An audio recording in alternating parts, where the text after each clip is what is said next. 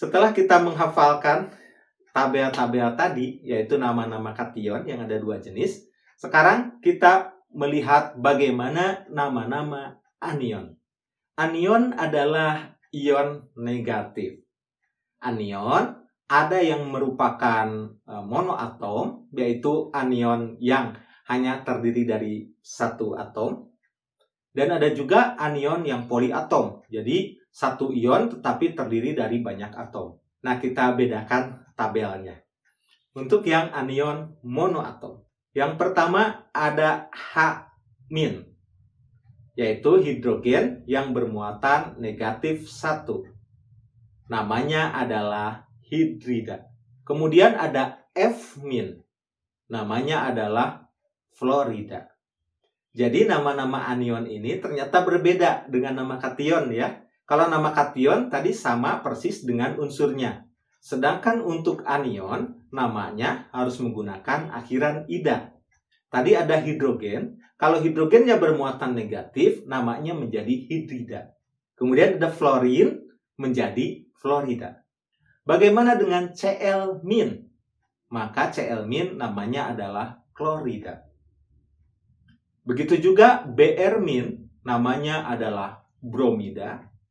Dan I-, namanya iodida. Itulah anion-anion yang muatannya -1.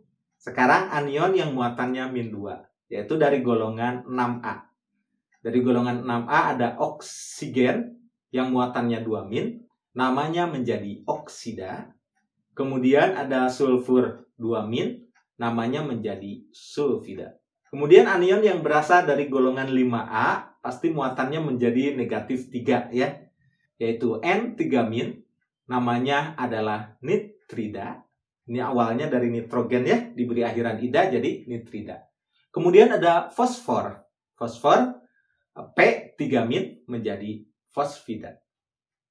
Dari golongan 4A muatannya akan menjadi 4-, yaitu ada karbon. Karbon 4-, namanya menjadi karbida. Itulah anion-anion yang hanya terdiri dari satu atom, disebutnya anion monoatom. Sekarang kita pelajari anion-anion poliatom yang jumlahnya sangat banyak. Kita akan pelajari yang sering-sering muncul saja. Yang pertama ada OH-, namanya adalah hidroksida. Kemudian CN-, namanya adalah sianida. OCN-, namanya sianat. SCN-, tiosianat. NO2-, namanya nitrit. NO3-, namanya nitrat. MnO4-, ini adalah ion permanganat. Kemudian ada CH3COO-, namanya adalah ion asetat.